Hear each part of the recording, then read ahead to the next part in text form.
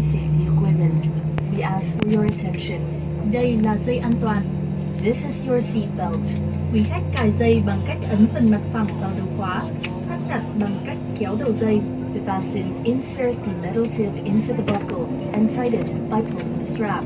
Và mở bằng cách nhấc đầu khóa. To unfasten, lift the flap.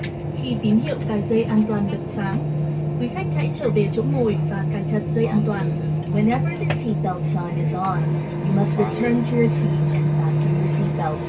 Đây là mặt nạ dưỡng khí. This is your oxygen mask. Trong trường hợp mất áp suất, mặt nạ dưỡng khí sẽ tự động rơi xuống từ hộc phía bên trên ghế ngồi của quý khách và từ trên trần trong phòng vệ sinh.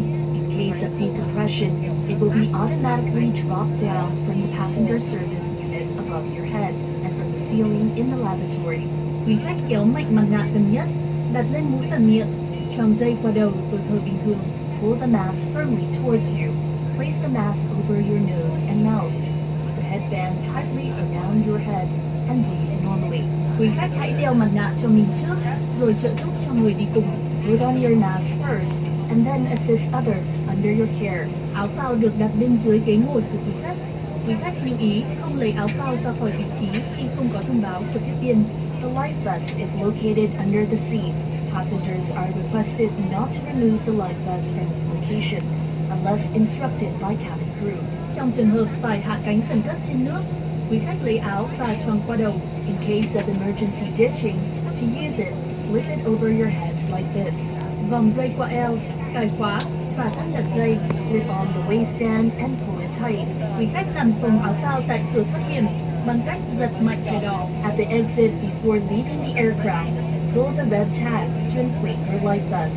Nếu áo phao không phồng lên, quý khách có thể tự làm phồng áo phao bằng cách thổi vào miệng van. If it fails to inflate, blow into the tubes. Ngoài ra, trên áo phao còn có một đèn và còi để thu hút sự chú ý trong trường hợp cứu nạn. There is a light and a whistle to attract attention.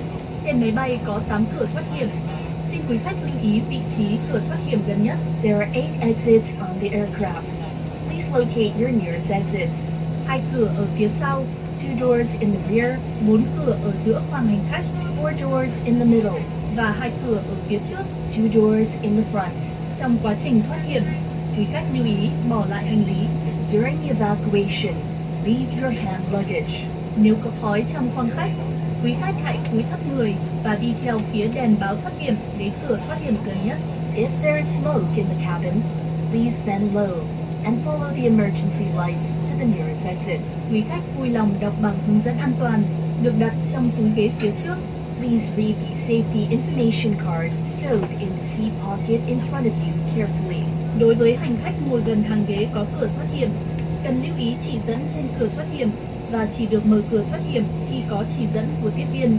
For those who sit next to the emergency exits, please read the exit instruction carefully and do not open the exit unless instructed by cabin crew. Tất cả các chuyến bay của Vietjet là chuyến bay không hút thuốc. Xin quý khách lưu ý không hút thuốc trong suốt chuyến bay, bao gồm cả thuốc lá điện tử. Xin cảm ơn. Smoking is prohibited on all Vietjet flights, including e-cigarettes and vaporizers. Thank you.